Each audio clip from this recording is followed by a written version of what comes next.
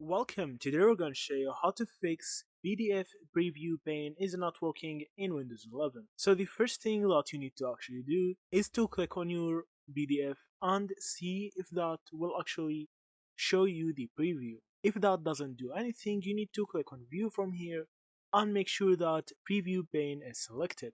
Now, after it's selected, make sure to click on Preview. As see from here, it won't show any preview again. The next thing that you can do is to actually click on the three dots from here, and then you need to click on options.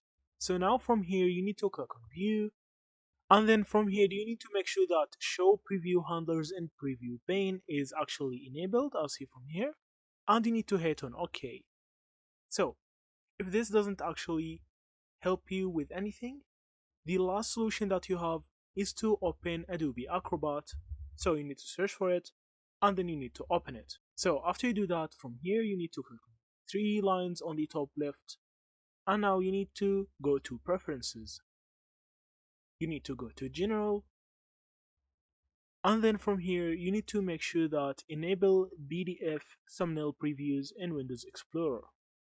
So as see from here, after finishing, Adobe Acrobat will actually show you the thumbnails for preview pane.